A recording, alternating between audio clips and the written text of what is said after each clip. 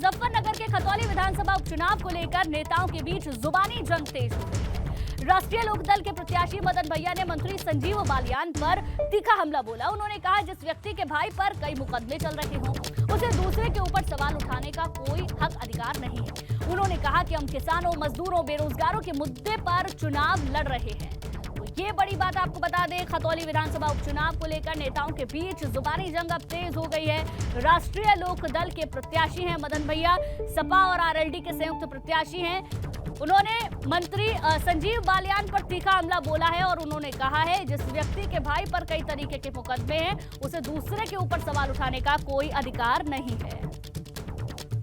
चलिए आगे बढ़ते हैं। जगबीर हत्याकांड में पेशी के लिए मुजफ्फरनगर पहुंचे भारतीय किसान यूनियन के राष्ट्रीय अध्यक्ष नरेश टिकैत ने बीजेपी पर जमकर हमला बोला।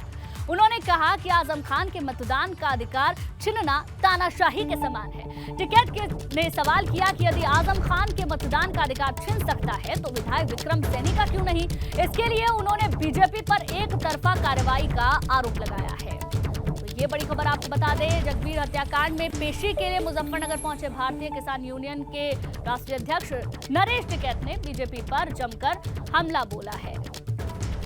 बात करेंगे उपचुनाव की। उपचुनाव और निकाय चुनाव को लेकर पुलिसकर्मियों की छुट्टियां रद्द कर दी गई हैं। एडीजी कानून व्यवस्था प्रशांत कुमार ने छुट्टियों को रद्द किया है। 5 दिसंबर में यूपी की 2 विधानसभा सीटों पर उपचुनाव होना है।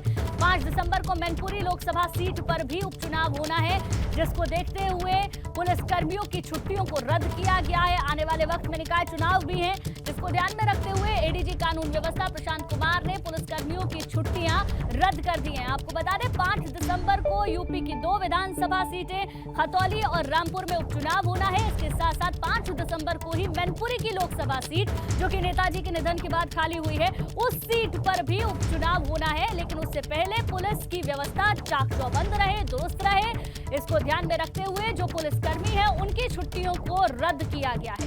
एडीजी कानून व्यवस्था प्रशांत कुमार ने पुलिसकर्मियों की छुट्टियों को रद्द किया है। ये जानकारी सामने आ रही है।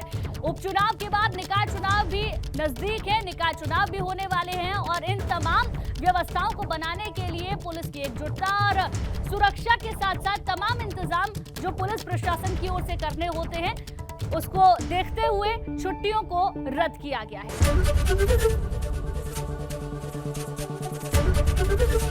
एबीपी गंगा, खबर आपकी, जुबान आपकी।